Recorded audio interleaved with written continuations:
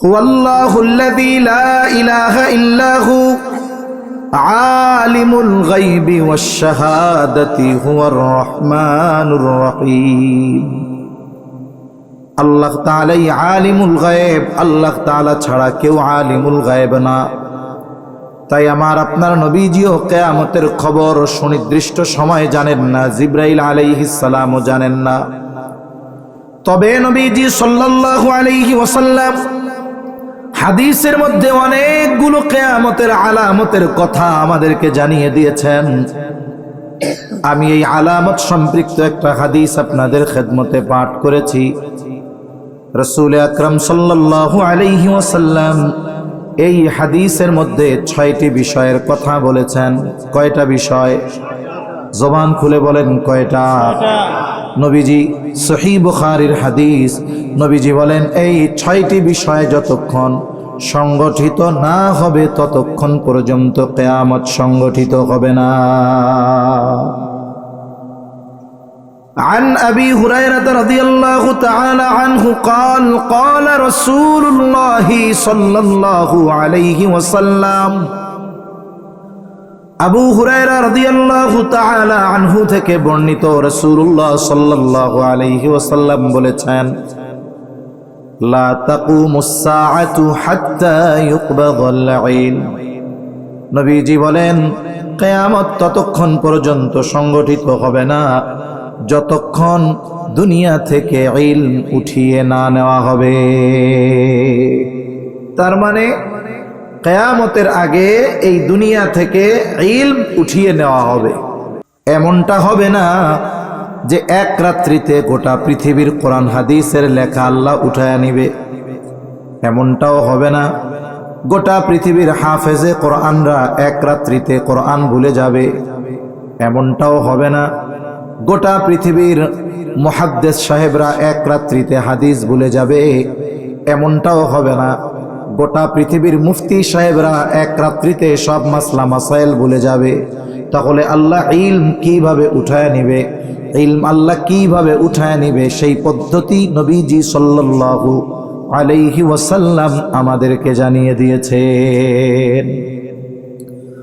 قال رسول الله صلى الله عليه وسلم إن الله لا يقبض العلم انتزاعا ينتزعه من الناس। আরেক বর্ণনায় আসছে নবীজি বলেন ينتزعه من العباد। নিশ্চয়ই আল্লাহ তাআলা তার বান্দার অন্তর থেকে একত্রে ইলম উঠায় নিবেন না। বান্দা এক রাত্রিতে তার সব ইলম ভুলে যাবে, এমনটা হবে না। তাহলে আল্লাহ ইলম কিভাবে উঠিয়ে নিবে? নবীজি বলেন ওয়ালাকিন ইয়াকবিদুল ইলমা বিকবদিল উলামা। বরং আল্লাহ তাআলা আলেমদেরকে এই দুনিয়া থেকে উঠিয়ে নেওয়ার মাধ্যমে আল্লাহ ইলম উঠায়া নিয়ে যাবে। কোরআন হাদিস লেখা থাকবে, কিন্তু কোরআন হাদিস বোঝানোর মতো মানুষ একটা সময় এই দুনিয়ায় থাকবে না। আচ্ছা বলুন তো, আজ থেকে 30-40 বছর আগে যেই সমস্ত আলেমরা দুনিয়া থেকে চলে গেছে, তারাও যেই কোরআন পড়ছে আমরাও সেই কোরআন পড়ি, তারাও যেই হাদিস পড়েছে আমরাও সেই হাদিস পড়ি। কিন্তু 50 বছর আগে যারা চলে গেছে, কই কোরআন হাদিস তারা যেই পরিমাণ বুঝেছে, যেই পরিমাণ বোঝাতে পেরেছে, যেই পরিমাণ আমল করেছে, এই সময় যারা আছে তাদের মতো কোরআন হাদিসের বুঝ এই সময়ের আলেমদের কি আছে নাকি? নাই। সময়ের সাথে সাথে যারা চলে যাচ্ছে, সাথে সাথে ওই যে তাদের যোগ্যতা, ইলম, বুঝ এটাও চলে যাচ্ছে। তার মানে যারা আগে ছিল তাদের অবস্থান এইখানে, যারা এখন আছে তাদের অবস্থান এই জায়গায়। এরা যখন চলে যাবে এরপরের অবস্থান এই জায়গায়। একটা সময় এই অবস্থানটা একেবারে শূন্যে নিচে পৌঁছায়া যাবে। তখন কি হবে? কোরআন হাদিস তো থাকবে লেখা, কিন্তু বোঝানোর মানুষ তো থাকবে না। তখন কি হবে? নবীজি বলেন মানুষেরা তখন জাহেলদেরকে ধর্মীয় নেতা হিসাবে গ্রহণ করবে, তাদের কাছে ফতোয়া জিজ্ঞাসা করবে। ওই অজ্ঞরা জাহেল মূর্খ হওয়ার পরেও তারা ফতোয়া প্রদান করবে। নবীজি বলেন ফাদাল্লু আদাল্লু। নবীজি জানায় দেন যারা ফতোয়া জিজ্ঞাসা করবে তারাও পথভ্রষ্ট হবে, আর যারা ফতোয়া প্রদান করবে তারাও পথভ্রষ্ট হবে। তাহলে হাদিস দ্বারা এটা প্রমাণিত যে এই দুনিয়া থেকে এক সময় ইলম উঠে যাবে, আর ইলম উঠার পদ্ধতিটা হলো আলেমদের উঠিয়ে নেওয়ার মাধ্যমে। 2 নাম্বার, নবীজি বলেন ওয়াতাকসুরাজ জালাজিলু, কিয়ামত ততক্ষণ সংগঠিত হবে না যতক্ষণ না জালজালা, ভূমিকম্প না বাড়বে। কিয়ামতের আগে ভূমিকম্প বেশি বেশি হবে। ভূতত্ত্ববিদরাও বলে অতীতের সময়ের তুলনায় এখন সময়টাতে ভূমিকম্প বেশি বেশি হচ্ছে।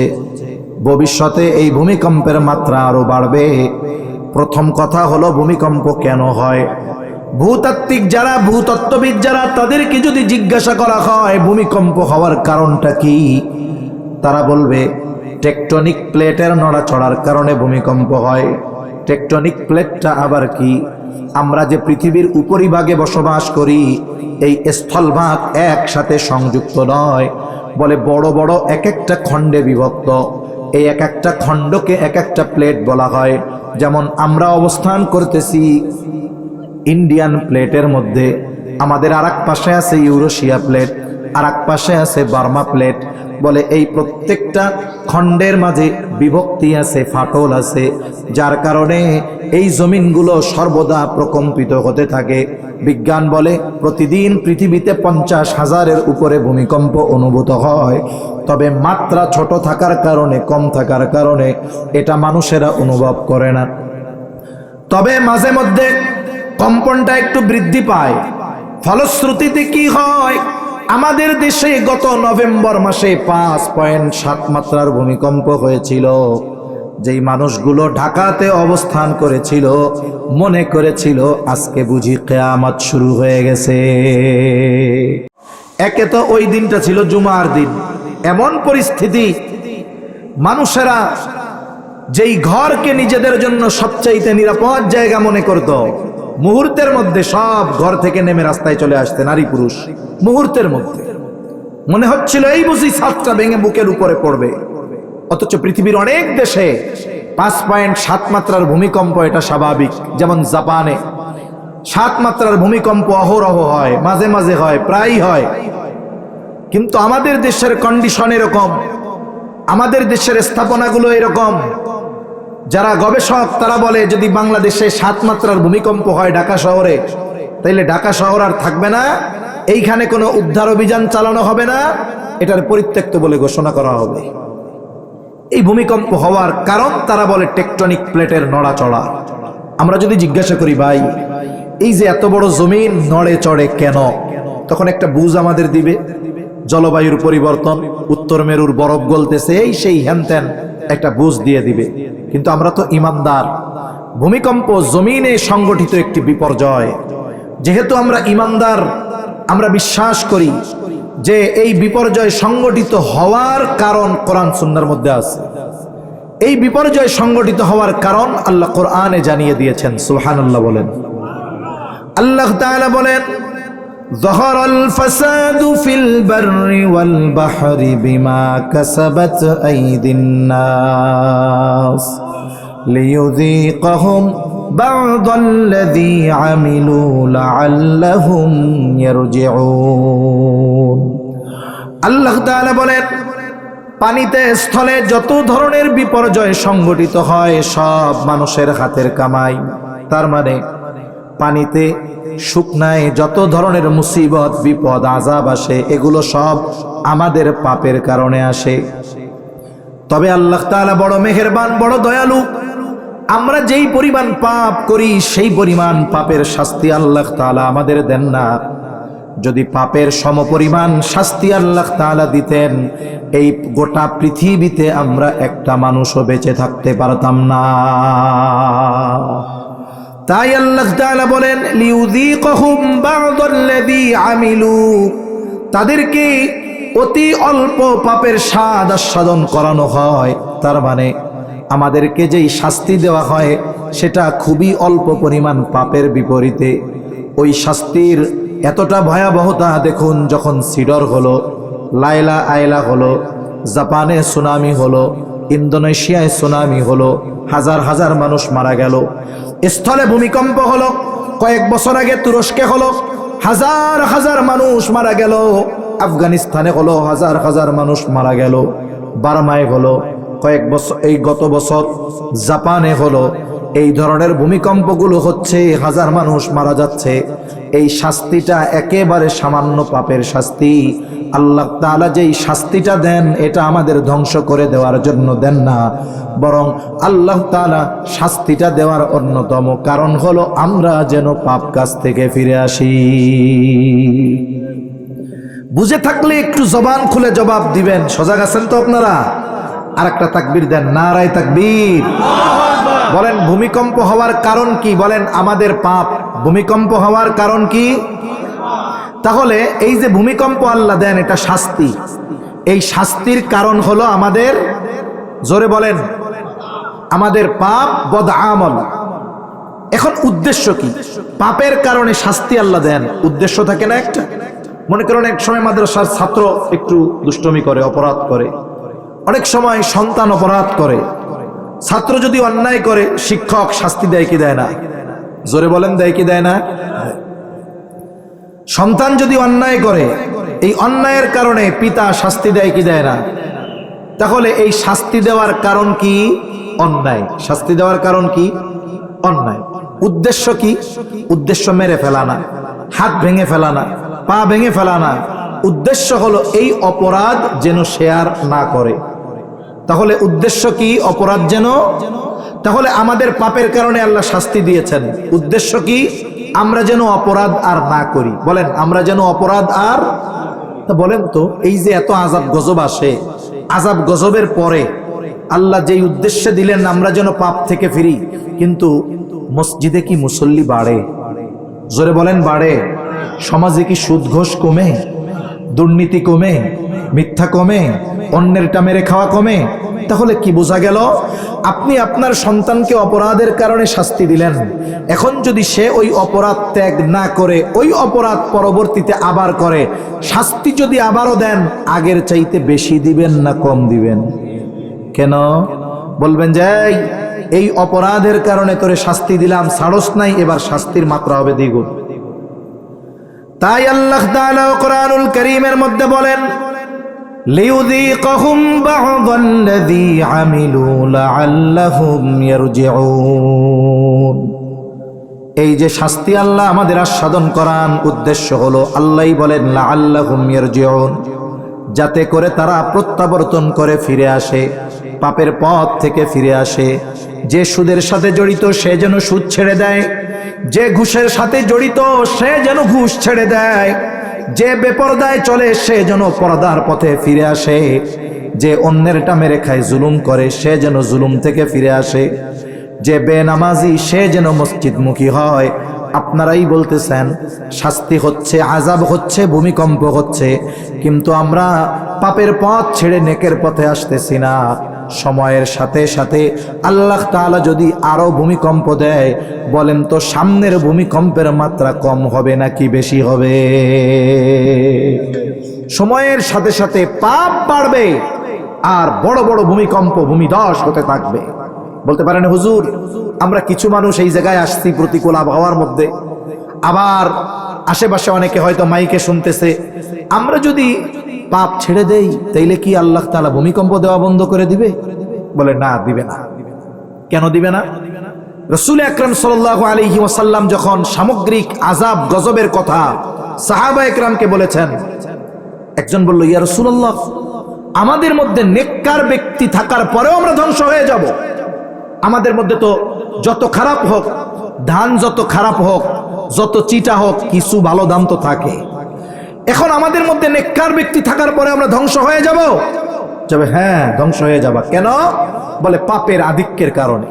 সমাজে 100 জন মানুষ 95 জন যদি পাপ করে, 5 জন তো নেককার, কিন্তু এই অধিকাংশ মানুষ পাপের সাথে জড়িত হয়ে যাওয়ার কারণে শাস্তি যদি আসে, ওই 5 জন আল্লাহওয়ালাও বেঁচে থাকবে না, বরং শাস্তি তাদের উপরে আসবে। তবে হ্যাঁ, এই 5 জন ব্যক্তি ওই আযাব আসার কারণ নয়। কেন? কারণ তারা পাপাচারে লিপ্ত ছিল না। আযাব আসার কারণ ওই 95 জন। এই 5 জন কিয়ামতে আল্লাহর কাছে বলবে, আল্লাহ আমরা তো হারামের সাথে জড়িত ছিলাম না, আমরা তো সুদ খাই নাই, আমরা তো ঘুষ খাই নাই, আমরা তো অন্যেরটা মেরে খাই নাই, আমরা তো ভাইয়ের হক নষ্ট করি নাই, বোনের হক নষ্ট করি নাই। আয় আল্লাহ, আমরা তো নামাজি ছিলাম। আয় আল্লাহ, হজ ফরজ হয়েছিল, হজ করেছিলাম, দ্বীনি কাজের সাথে সম্পৃক্ত ছিলাম, মসজিদ মাদ্রাসা এই দ্বীনি খেদমতগুলোর সাথে ছিলাম। আয় আল্লাহ, আমরা তো পাপ আসার, আযাব আসার কারণ ছিলাম না। আল্লাহ তাআলা হয়তো এই কারণে কিয়ামতের দিন অনন্তকালের শাস্তি থেকে আমাদের মাফ করে দিবে। তাই আমরা পাপ থেকে বাঁচবো তো ইনশাআল্লাহ। তাহলে আযাব যদিও আসে, এই আযাব আসার কারণ বা দায় আমাদের উপরে আল্লাহ চাপায়া দিবে না, কিয়ামতে বাঁচার একটা রাস্তা থাকবে। তাহলে নবীজি 2 নম্বরে বলেন, ওয়া তাকসুরাজ জালাজিলু, কিয়ামত ততক্ষণ সংগঠিত হবে না যতক্ষণ না জালজালা বেড়ে যাবে। 3 নাম্বার নবীজি বলেন, ওয়া ইয়াতাকারাবাজ জামান, কিয়ামতের আগে সময় নিকটবর্তী হয়ে যাবে। আর একটা হাদিসের মধ্যে আসছে, নবীজি সাল্লাল্লাহু আলাইহি ওয়াসাল্লাম বলেন, কিয়ামতের আগে সময় নিকটবর্তী হয়ে যাবে। 1 যুগ 1 বছরের মতো মনে হবে, বছরকে মাসের মতো মনে হবে, মাসকে সপ্তাহের মতো মনে হবে, সপ্তাহকে দিনের মতো মনে হবে, দিনকে ঘন্টার মতো মনে হবে, ঘন্টাকে মিনিটের মতো মনে হবে, মিনিটকে আগুনের স্ফুলিঙ্গ তথা সেকেন্ডের মতো মনে হবে। মুহাদ্দিসিনে কেরাম বলেন, এর দ্বারা উদ্দেশ্য হলো কিয়ামতের আগে সময় বরকত শূন্য হয়ে যাবে। অনেক সময় আমরা মনে করি বরকত মনে হয় শুধু টাকা পয়সা, ধন দৌলত, সন্তান সন্ততি এগুলোর মধ্যে থাকে। না না, সময়ের মধ্যেও বরকত হয়। যদি কারো সময়ে বরকত হয় তাহলে অল্প সময়ে অনেক কাজ সে করতে পারে। আর যার সময়ে বরকত হয় না, এর হায়াত কেটে যায় কিন্তু ওর দ্বারা কোনো কাজ হয় না। জাস্টিস মুফতি তকি উসমানী দামাত বারকাতুহুমুল আলিয়া, এই পৃথিবীর অন্যতম একজন আলেমে দ্বীন তকি উসমানী দামাত বারকাতুহুমুল আলিয়া, উনি সময়ের মূল্যায়ন নিয়ে, সময়কে আমরা কিভাবে বরকতময় করতে পারি, সময়কে কিভাবে আমরা কাজে লাগাতে পারি, এই বিষয়টা নিয়ে উনি একটা বয়ান করেছেন। উনি ওই জায়গায় একটা উদাহরণ দিয়েছেন যে সময় হলো রাবারের মতো। সময় কিসের মতো? রাবারের মতো। খেয়াল দিয়া শুনতেছেন আপনারা? তাকবীর দেন, নারায়ে তাকবীর, নারায়ে তাকবীর, মাশাআল্লাহ। সময় রাবারের মতো। মনে করেন এটা একটা রাবার, এটা সর্বোচ্চ কয় ইঞ্চি হবে? হয়তো 10 ইঞ্চি হবে আড়াআড়ি। এই রাবারটা যদি আমি টান দেই, শক্তি দিয়ে টান দিলে এটা হয়ে গেল মনে করেন 100 ইঞ্চি। এই যে 10 ইঞ্চি রাবারের টান দিয়া যখন 100 ইঞ্চি বানাইলাম, বলেন তো এটা কি রাবার আছে নাকি স্বর্ণরূপা হয়ে গেছে? রাবারই আছে। ছেড়ে দিলে 10 ইঞ্চি, টেনে ধরলে 100 ইঞ্চি। মনে করেন এই রাবারটা হলো সময়। সময়টারে টাইনা ধরেন, লম্বা হয়ে যাবে, জায়গা নিবে। আর যদি ছেড়ে দেই তাহলে এটা সংকুচিত হয়ে যাবে, বরকতহীন হয়ে যাবে। তো সময় প্রলম্বিত কেমনে হয়, বরকতময় কেমনে হয়? সময় প্রলম্বিত বরকতময় হয় নেক কাজের মাধ্যমে। কিসের মাধ্যমে? ভালো কাজের মাধ্যমে, অর্থবহ কাজের মাধ্যমে, কল্যাণমূলক কাজের মাধ্যমে। আর সময় বরকত শূন্য কিভাবে হয়? অহেতুক গুনার কাজের মাধ্যমে, চায়ের দোকানের আড্ডার মাধ্যমে, মোবাইলে বসে ফেসবুক টিপে ঘন্টার পর ঘন্টা নষ্ট করার মাধ্যমে, ইউটিউবে বেহুদা গান শুনে, নাচ দেখে, সিনেমা দেখে সময় ব্যয় করার মাধ্যমে, মাঠে গিয়ে খেলা দেখার মাধ্যমে। দেখবেন অনেক তরুণ যুবক আছে, ও যেই কয় ঘন্টা ফোন টিপে ওই কয় ঘন্টা সে ঘুমায়ও না। আছে না নাই? বলেন তো, যেই ব্যক্তি 8, 10, 12 ঘন্টা মোবাইল টিপতেছে টানা, এর হায়াত কি বরকতময় হবে? হবে না। তাহলে আমরা গুনার কাজ আর অহেতুক কাজের মাধ্যমে হায়াতকে নষ্ট করে ফেলতেছি। অনেকে আছে দৈনিক চায়ের দোকানে 8, 10, 12 ঘন্টা করে আড্ডা দিয়ে হায়াত নষ্ট করে ফেলতেছে। অথচ আল্লাহ প্রদত্ত এই দুনিয়াতে যত দামি দামি নেয়ামত আছে, সকল দামি দামি নেয়ামত গুলার মধ্যে অন্যতম এক দামি নেয়ামত হলো হায়াত। এই যে আমরা বেঁচে আছি, সুস্থ আছি, কত বড় নেয়ামত। এই হায়াতের দাম মানুষ বুঝতে পারে মরার পর, কিন্তু তখন করার কিছু থাকে না। মানুষ মারা যাওয়ার পর কথা বলে, নবীজি বলেছেন, তবে দুনিয়ার মানুষ মৃত ব্যক্তির কথা শুনতে পায় না। যদি শুনতে পাইতো তাহলে ভয়ে দাফন কাফন করা বাদ দিয়া দিত। নবীজি সাল্লাল্লাহু আলাইহি ওয়াসাল্লাম জানায় দেন, মৃত ব্যক্তি কথা বলে। কি কথা বলে, কোন ধরনের কথা বলে? কিছু কথার উদাহরণ আল্লাহ তাআলা কোরআনের মধ্যেই দিয়েছেন। এই দুনিয়াতে যেই মানুষগুলো হায়াত নষ্ট করেছে, যেই মানুষগুলোকে আল্লাহ তাআলা হায়াত দিয়েছিলেন, হায়াতরে কাজে লাগায় নাই। আল্লাহ তাআলা এই দুনিয়াতে যেই মানুষগুলারে সম্পদ দিয়েছিলেন, কাজে লাগায় নাই, ওই মানুষগুলো মরার পরে আল্লাহর কাছে একটা ফরিয়াদ করে। কি বলে তারা? আল্লাহর কাছে বলে, ফায়াকুলা রব্বি লাউলা আখরতানি ইলা আজালিন করিব ফাআসাদ্দাক ওয়া আকুম মিনাস সালিহিন।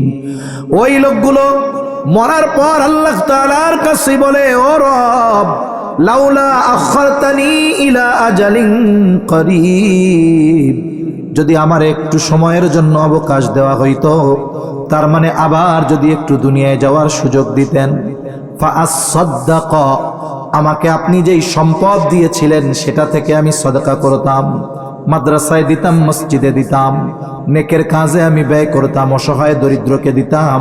ওয়া আকুম মিনাস সালিহিন, বিগত হায়াতে নেক কাজ করতে পারি নাই, খারাপ বন্ধুদের পাল্লায় পড়ে হায়াত শেষ করে ফেলেছি, চায়ের দোকানে বসে বসে হায়াতটারে শেষ করে ফেলেছি। ও রব, এইবার যদি যাইতে দিতেন আমি নেককারদের অন্তর্ভুক্ত হয়ে যাইতাম।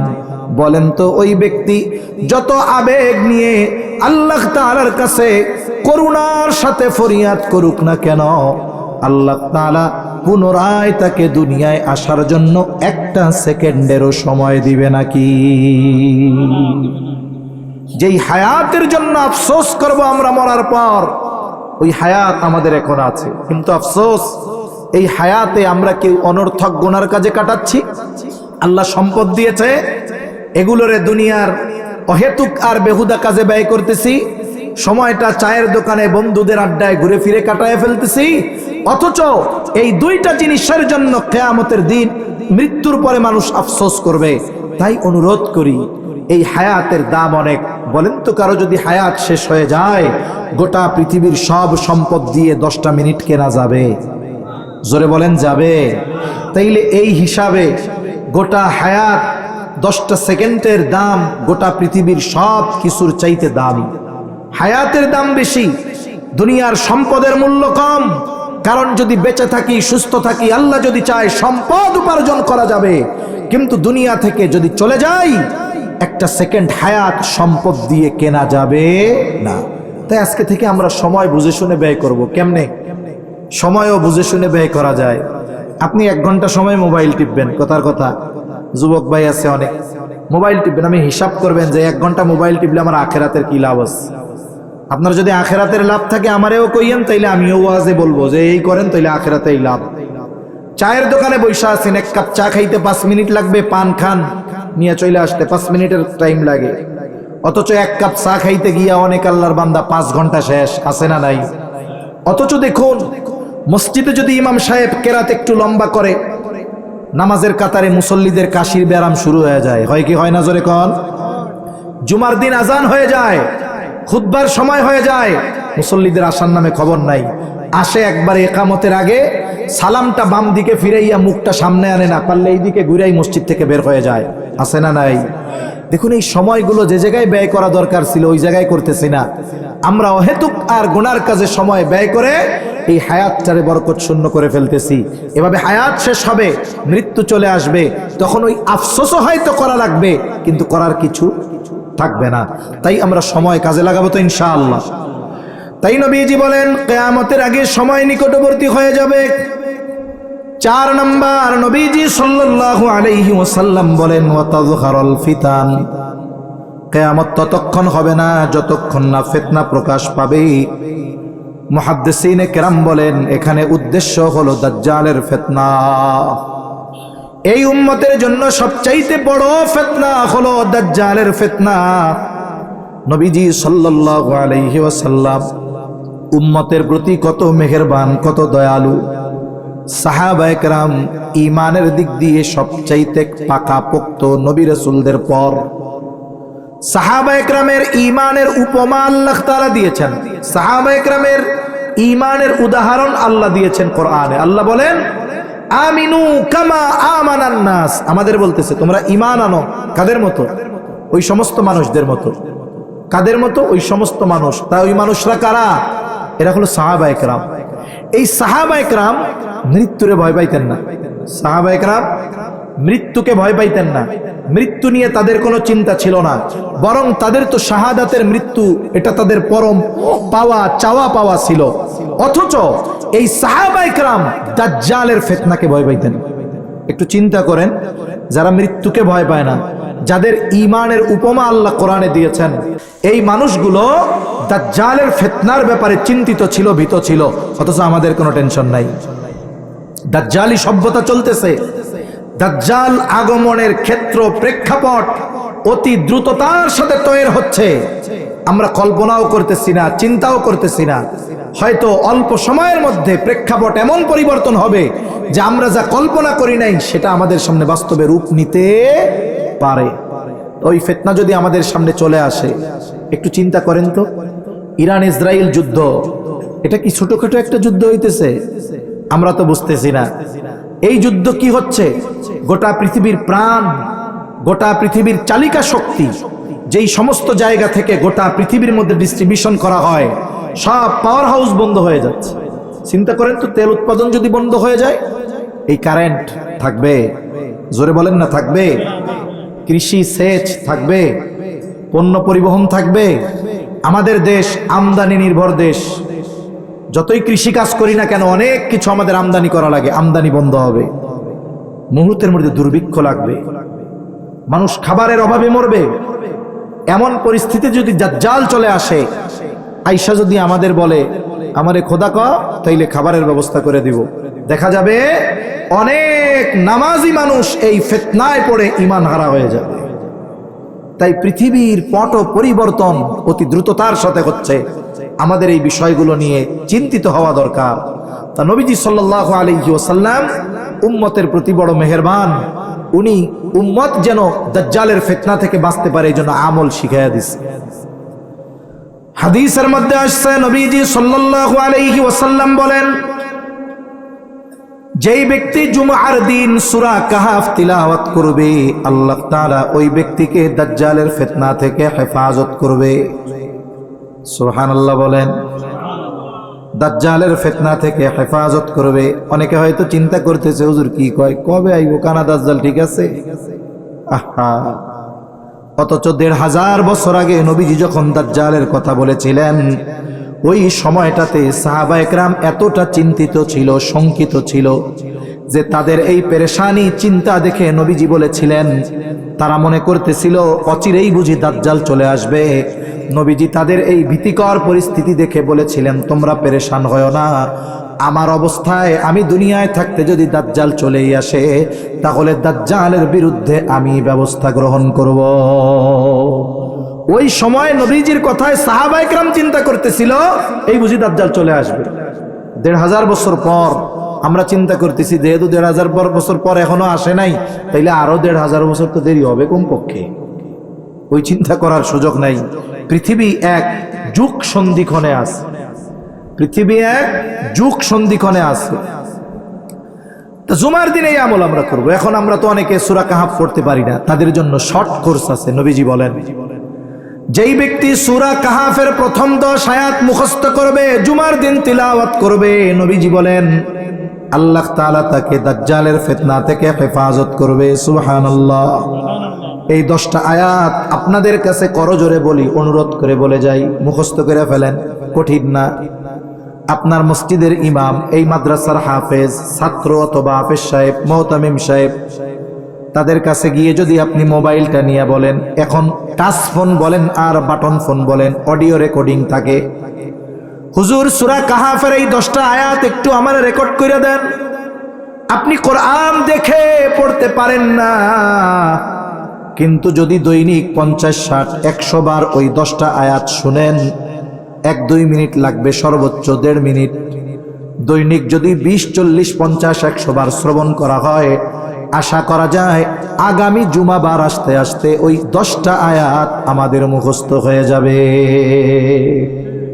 আমরা তো রাস্তা বইলা দিতে পারি, মুখস্থ তো করায় দিতে পারি না। সদিচ্ছা আমলের ইচ্ছা আমাদের থাকতে হবে।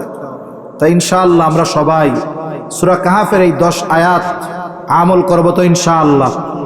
অনেক ইসলামী স্কলারগণ বলেন যে দাজ্জাল যে আসবে, ও আসার আগে ওর আগমনের ক্ষেত্র প্রেক্ষাপট তৈরি হবে বিভিন্নভাবে। ওর আগমনটাকে নরমালাইজেশন করা হবে। তার মানে একটা সময় মানুষ এমন হবে যে নামাজি কিন্তু ওরে খোদা মাইনা নিবে, ওর কপালে কাফের লেখা থাকবে, কাফারা। এরপরে অনেক মানুষ ওরে খোদা মাইনা নিবে। তার মানে বুঝেন ওর আগমনটাকে কতটা নরমালাইজেশন করা হবে যে মানুষ নামাজি দেখবে যে ওর কপালে লেখা কাফের, এরপরে ওরে খোদা বইলা মানবে। তার মানে দাজ্জাল আগমনের আগে ওর আগমনের ক্ষেত্র প্রেক্ষাপট তৈরি হবে বিভিন্ন ফিতনার মাধ্যমে। এখন অনেক ফিতনা চলতেছে, আমি আপনি টের পাই না। তা ওনারা বলেন যে দাজ্জাল আগমনের আগেও যারা এই আমল ধারাবাহিকভাবে করবে, দাজ্জাল আগমনের আগে যত ফিতনা আসবে আমলের কারণে, এই আমলের বরকতে আল্লাহ তাআলা ওই সমস্ত ফিতনা থেকে তাদেরকে হেফাজত করবে ইনশাআল্লাহ। তাই আজকে থেকে আমরা দৃঢ় প্রতিজ্ঞাবদ্ধ হই। আমার মা বোনেরাও শুনতেছেন, আপনারাও যারা আছেন, আমরা দৃঢ় প্রতিজ্ঞাবদ্ধ হই যে আমার বেঁচে থাকার জন্য শ্বাস প্রশ্বাস যেমন জরুরি, ওই রকম ভাবে সূরা কাহফের এই 10 আয়াতের আমলটা আমরা নিজেদের জন্য জরুরি বানাবো ইনশাআল্লাহ। তৌফিক দান করেন। 5 নম্বর, নবীজি সাল্লাল্লাহু আলাইহি ওয়াসাল্লাম বলেন ওয়া তাকসুরুল হারাজ ওয়া হুয়াল কাতলুল কাতলু। নবীজি বলেন কিয়ামত ততক্ষণ হবে না যতক্ষণ না হারজ বাড়বে, আর হারজ হলো হত্যাকাণ্ড। এই কথাটা যখন নবীজি বললেন, সাহাবা একরাম নবীজি সাল্লাল্লাহু আলাইহি ওয়াসাল্লামকে উদ্দেশ্য করে বলেন, ইয়া রাসূলুল্লাহ, আমরা তো প্রতি বছর যুদ্ধের ময়দানে হাজার হাজার মুশরিকদের হত্যা করি, এটাও কি হারজ? নবীজি তখন বললেন, না, হারজ হলো প্রতিবেশী প্রতিবেশীকে হত্যা করবে, চাচা ভাতিজাকে হত্যা করবে। তার মানে হারজ হলো এমন হত্যাকাণ্ড যেটা কাফের কর্তৃক মুসলমানদের সাথে, মুসলমান কর্তৃক কাফেরদের সাথে সংগঠিত হবে এমন নয়, বরং হারজ হলো এমন হত্যাকাণ্ড যেটা মুসলমানদের নিজেদের মধ্যে সংগঠিত হবে। এক মুসলমান অপর মুসলমানরে হত্যা করবে। আমাদের সমাজে আছে না, প্রতিবেশী প্রতিবেশীরে হত্যা করে ফেলে সামান্য বিষয় নিয়ে, হয় কি হয় না? এক জায়গায় প্রতিবেশীর সাথে দ্বন্দ্ব, মানুষে মানুষে দ্বন্দ্ব, এটা তো বুঝে, কিন্তু মুরগি ছাগল হাঁস এরা কি বুঝে যে ওই প্রতিবেশীর সাথে আমার মালিকের দ্বন্দ্ব, ওই বাসায় যাওয়া যাবে না? হাঁস মুরগি বুঝে নাকি? হাঁস মুরগি তো বুঝে না। দ্বন্দ্ব, প্রতিবেশীর এক হাঁস পাশের প্রতিবেশীর বাড়িতে চলে গেছে। ওই লোক কইতেছে, তোর হাঁস আমার বাড়ি আইলো কেন? হাঁসরে পিটায় মেরে ফেলছে।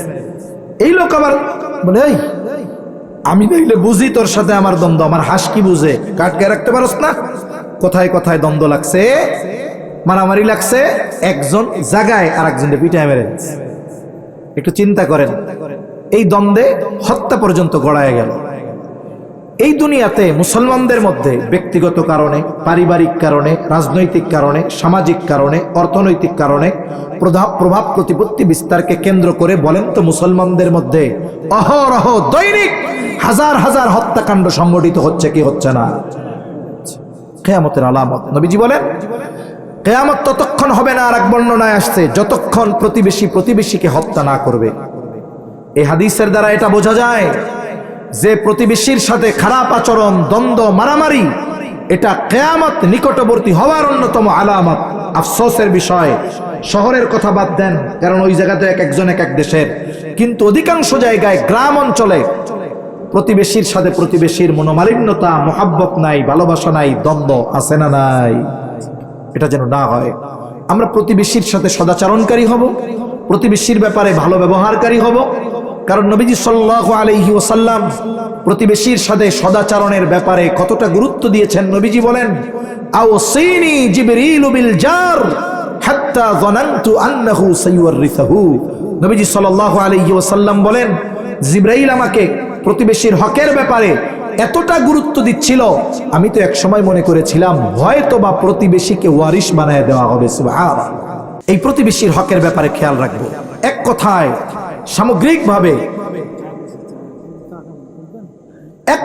সামগ্রিকভাবে আমরা আরেক মুসলমানের সাথে কখনোই খারাপ আচরণ করব না। রাজনৈতিক মতাদর্শ ভিন্ন হতে পারে, বংশীয় পরিচয় ভিন্ন হতে পারে, খবরদার এই বিষয়গুলোকে সামনে রেখে আমরা কখনো আরেক মুসলমান ভাইকে কথার দ্বারাও কষ্ট দিব না। এখন ইনশাআল্লাহ হত্যাকাণ্ড বহুদূর, আমরা তো জবান দিয়েও কষ্ট দিব না। কারণ আমি যদি আরেক মুসলমান ভাইকে জবান দিয়ে অন্যায়ভাবে কথার দ্বারাও কষ্ট দেই, কিয়ামতের দিন এই বিষয়টারও বিচার করবেন কে? জোরে বলেন না কে? নবীজি বলেন, তোমরা ওই দিন আসার আগে সতর্ক হয়ে যাও, যেই দিন আল্লাহ তাআলা বাদী বিবাদীর মধ্যে ফয়সালা করবেন।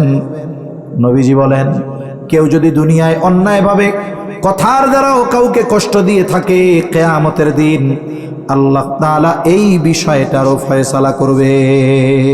তাই খবরদার আমরা কোনো মুসলমান ভাইকে কষ্ট দিব না। শুনুন, একজন ব্যক্তি আল্লাহর কাছে উত্তম মানুষে পরিগণিত হওয়ার মাধ্যম ইবাদত নয়। ইবাদত করবে, কিন্তু উত্তম মানুষ হিসাবে পরিগণিত হওয়ার অন্যতম মাধ্যম হলো আখলাক, আচরণ। নবীজির কাছে দুইজন মহিলার ব্যাপারে খবর আসছে। কয়জন? দুইজন। ঘুম আসতেছে আপনাদের? আমার কথা কি বুঝতেছেন? অপ্রয়োজনীয় মনে হইতেছে? সজাগ আছেন? তাকবীর দেন, নারায়ে তাকবীর। আর অল্প সময়, বেশি সময় কষ্ট দিব না। কারণ আমি অনেক সময় পা নিচের দিকে ঝুলায় বসে আছি, আমার পার মধ্যে মনে হচ্ছে এখন আগুন ধরতেছে, এরকম লাগতেছে। কারণ পাটা ফ্র্যাকচার হয়ে গেছে, পা ফুলে অবস্থা খুব খারাপ ছিল। আসতে পারছি, এটা আল্লাহ তাআলার শুকরিয়া। বিশেষ করে মোহাব্বতের ভাই, আপনাদের এলাকার আত্মীয় মাওলানা আব্দুল আউয়াল ভাই, খুব জোরাজুরির কারণে আসা, নাইলে আমার অবস্থা আসলে ভালো না। সেজন্য আর বেশি সময় কষ্ট দিব না। অনেক সময় পা নিচের দিকে আছে, কষ্ট হইতেছে খুব। তাহলে আমরা সবাই উত্তম মানুষে পরিণত হতে চাই। আর উত্তম মানুষ হওয়ার মানদণ্ড ইবাদত নয়। ইবাদতের দ্বারা আমরা জাহান্নাম থেকে বাঁচব, কিন্তু উত্তম ইবাদতকারীদের মধ্যে উত্তম হওয়ার জন্য আমার আখলাক, আমার চরিত্রকে শুদ্ধ করতে হবে, আচরণকে ভালো করতে হবে। দুইজন মহিলার খবর নবীজির কাছে আসছে।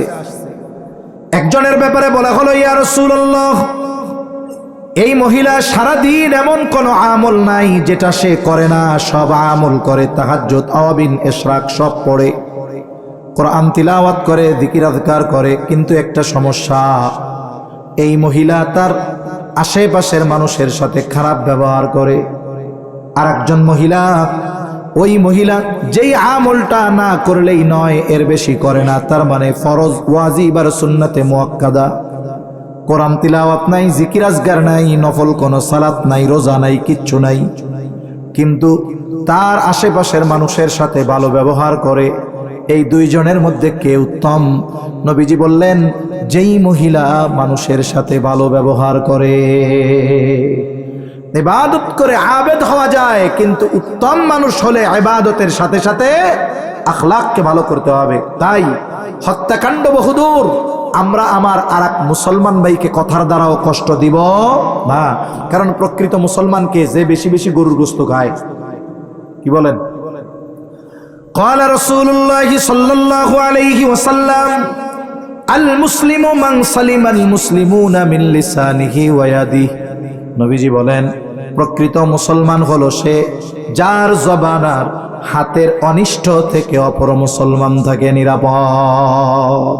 এখন আমি প্রকৃত মুসলমান কিনা এটা আমি জাস্টিফাই করতে পারবো কেমনে?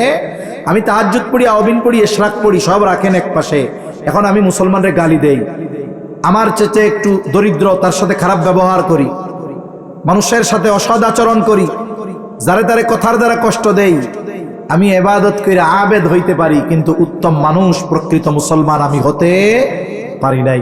তাই জবান নিয়ন্ত্রণ। আজকে থেকে আমি আমার কোনো মুসলমান ভাইকে, মা বোনেরা আছেন, আমার আর এক বোনকে আমরা কখনো কথার দ্বারাও কষ্ট দিব না।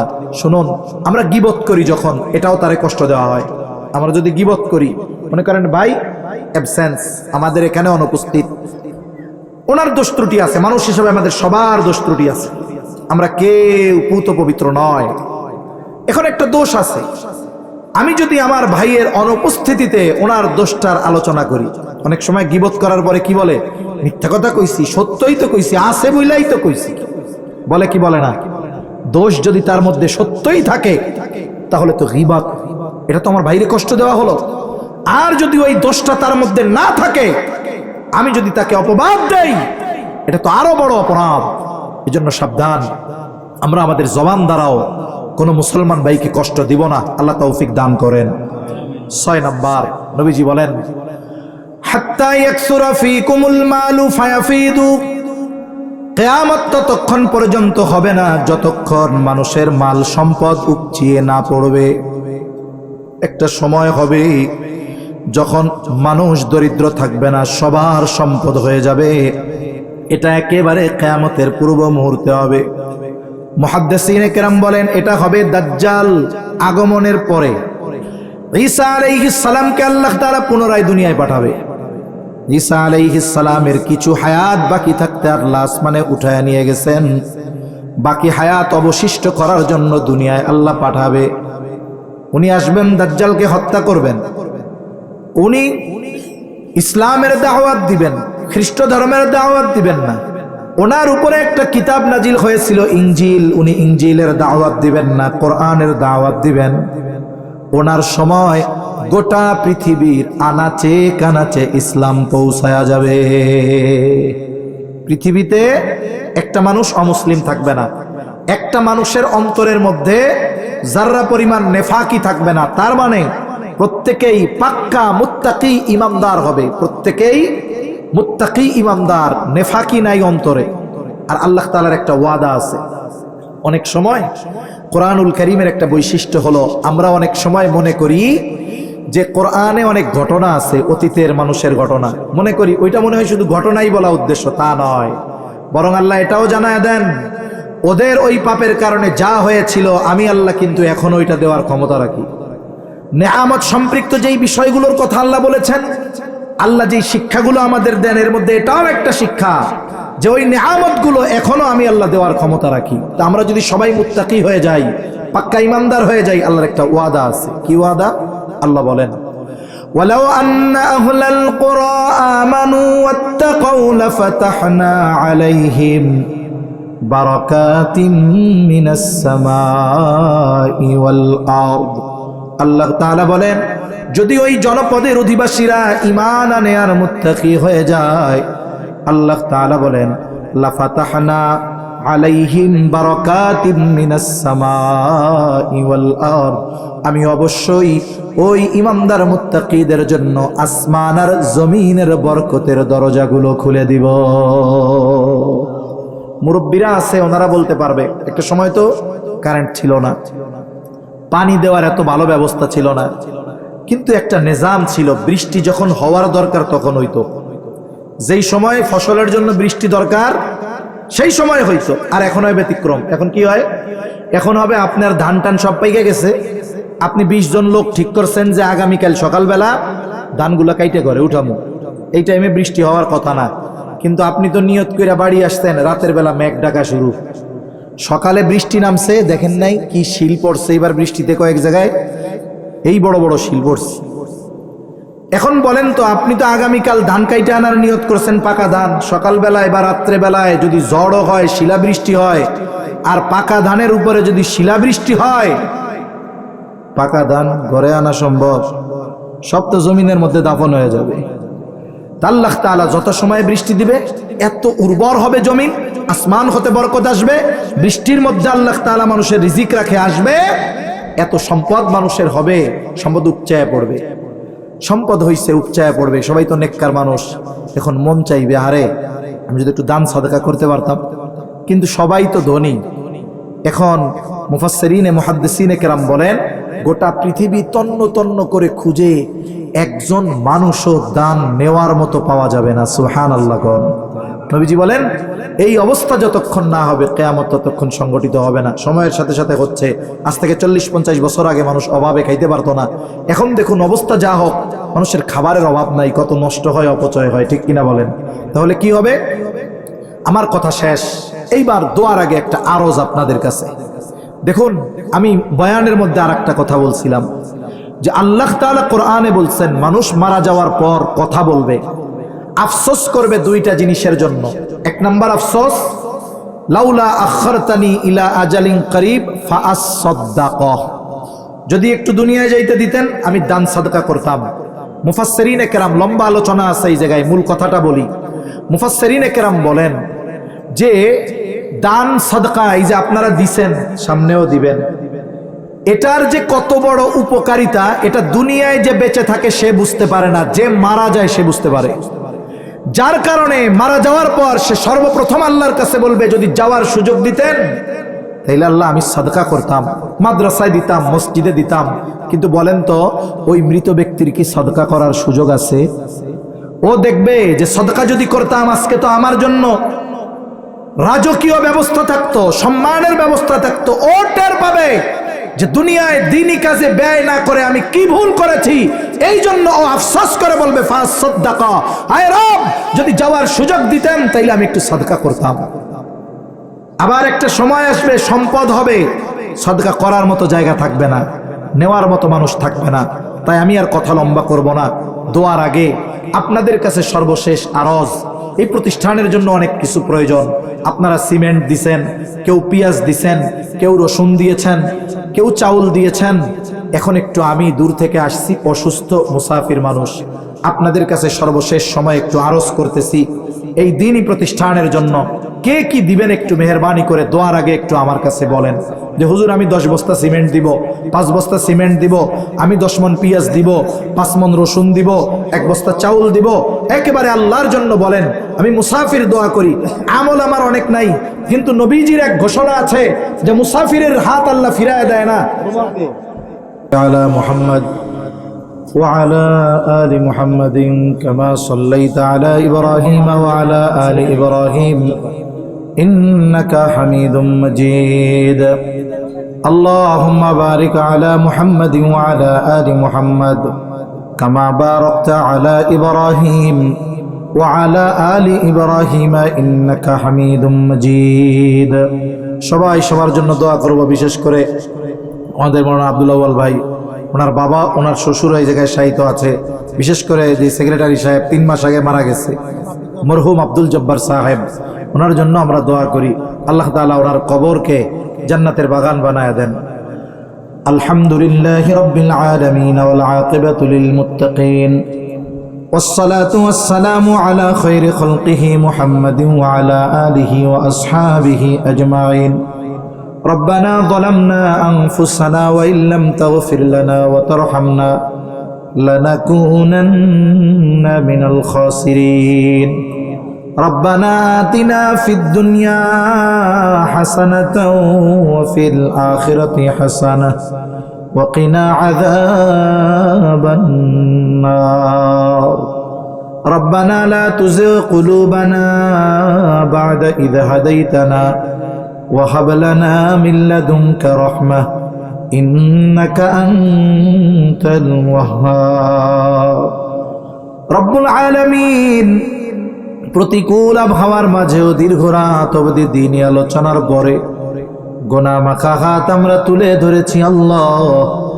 যে যেখান থেকে হাত উঁচু করেছে আমাদের বিগত জীবনের সব ধরনের গুনাহগুলো আপনি মাফ করে দেন।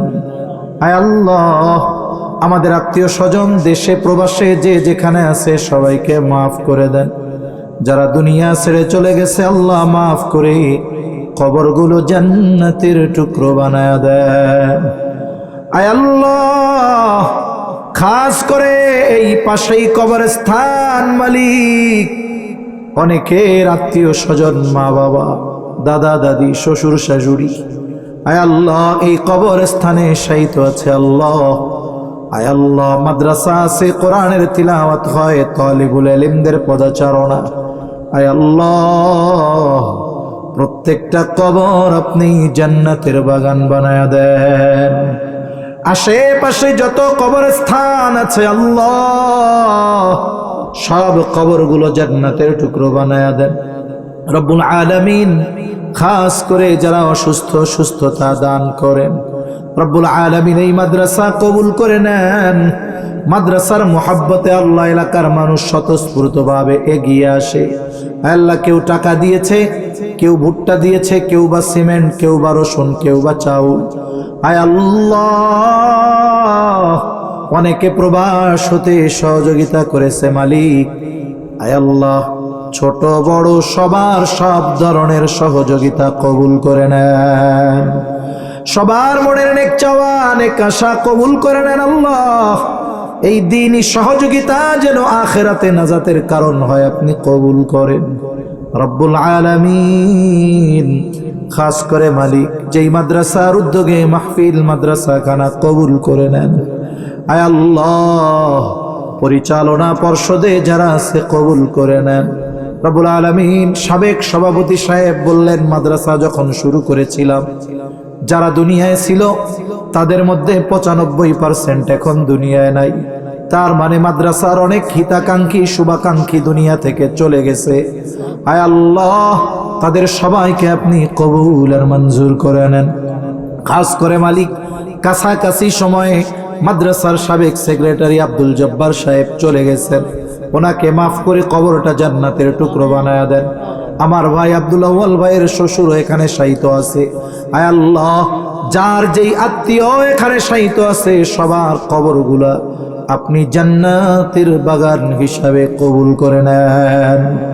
আয় আল্লাহ, মাদ্রাসার ওস্তাদ, ছাত্র, কমিটি বৃন্দ সবাইকে কবুল করে নেন। আয় আল্লাহ, এলাকাবাসীকে কবুল করে নেন। প্রত্যেকটা মানুষের অন্তরে মাদ্রাসার মোহাব্বত আপনি ঢুকায়া দেন রব্বুল আলামিন। মাদ্রাসা নিয়ে অনেক বড় আশা পরিকল্পনা, যত কিছুর জরুরত, যত কিছুর প্রয়োজন, সব প্রয়োজন মেটানোর জিম্মাদারি আল্লাহ আপনি নিয়ে নেন। আল্লাহ মাদ্রাসা সহ তাম দুনিয়ার সকল মাদ্রাসাগুলো কবুল আর মঞ্জুর করেন। সকল ধরনের ষড়যন্ত্র চক্রান্ত থেকে আল্লাহ আপনি হেফাজত করেন রব্বুল আলামিন। অভাবীর অভাব দূর করে দেন, ঋণগ্রস্তের ঋণ পরিশোধের তৌফিক দেন, হারাম হালাল বেঁচে চলার তৌফিক দেন, হালাল রুজি অন্বেষণের তৌফিক আল্লাহ আপনি দান করেন। আয় আল্লাহ, বেকার যারা আছে হালাল কর্মসংস্থানের ব্যবস্থা করে দেন, যে যে কাজে পেশায় নিয়োজিত বরকত দান করেন। আয় আল্লাহ, কৃষিজীবী যারা তাদের ফসল আপনি আসমানি জমিনি বালা মুসিবত থেকে হেফাজত করেন। চাকরিজীবীর আয় বরকত দেন, হারাম থেকে বেঁচে থাকার তৌফিক দেন, হালাল রুজি অন্বেষণের সাথে সাথে বরকতময় প্রশস্ত রিজিক আল্লাহ আপনি দান করেন রব্বুল আলামিন। খাস করে তাম দুনিয়ার মুসলমানদের জানমাল হেফাজত করেন আল্লাহ। ওই জালেম ইসরাইলরে আপনি ধ্বংস করে দেন। ইসরাইলের সহযোগী যারা আছে আল্লাহ হেদায়েত দেন, যদি না থাকে তাদের ব্যাপারে আপনি চূড়ান্ত ফয়সালা নেন। তাম দুনিয়ার মুসলমানদের নেক ও এক হওয়ার তৌফিক দেন। খাস করে অবরুদ্ধ গাজার মুসলমানদের হেফাজত করেন রব্বুল আলামিন। খাস করে প্রত্যেককে শারীরিক সুস্থতা, মানসিক প্রশান্তি, অর্থনৈতিক সচ্ছলতা দান করেন। প্রত্যেকটা পরিবারে দ্বীনের আবহাওয়া জারি করে দেন। আয় আল্লাহ, অনেক মা বোনেরা এসেছে, দান করেছে, মা বোনদের কবুল করেন, পর্দানিশীন বানায় দেন। 5 ওয়াক্ত নামাজ যথাযথভাবে আদায় করার তৌফিক দান করেন। বেনামাজিদের নামাজি বানায় দেন। সুন্নাতবিহীন মানুষগুলারে আপনি সুন্নাতওয়ালা বানায় দেন। আয় আল্লাহ, সকল প্রকার পাপাচার, অনাচার, অশ্লীলতা থেকে বেঁচে থাকার তৌফিক দান করেন। সকল প্রকার ফিতনা থেকে আল্লাহ আপনি আমাদের হেফাজত করেন। আয় আল্লাহ, মোবাইলের ফিতনা, ইন্টারনেটের ফিতনা, দাজ্জালের ফিতনা সহ আগত অনাগত সকল ধরনের ফিতনা থেকে আল্লাহ আপনি আমাদের হেফাজত করেন রব্বুল আলামিন। আমাদের সকলকে বারবার মক্কা মদিনা জিয়ারত করার তৌফিক দেন আল্লাহ। আয় আল্লাহ, আমাদের দেশের উপরে খাস রহমত নাজিল করেন। আসমানি জমিনি সকল প্রকার বালা মুসিবত থেকে হেফাজত করেন।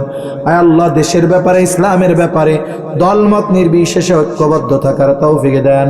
আয় আল্লাহ, কার মনে কি চাওয়া জানি না মালিক, সবার মনের নেক চাওয়া, নেক আশা আপনি কবুল করে নেন। আমাদের সকল কল্যাণ দেন, সব কল্যাণ থেকে হেফাজত করেন রব্বুল আলামিন। এই দুনিয়া ছেড়ে আমাদের সবার চলে যেতেই হবে। এই পৃথিবী যেমন আছে তেমনি পড়ে রবে।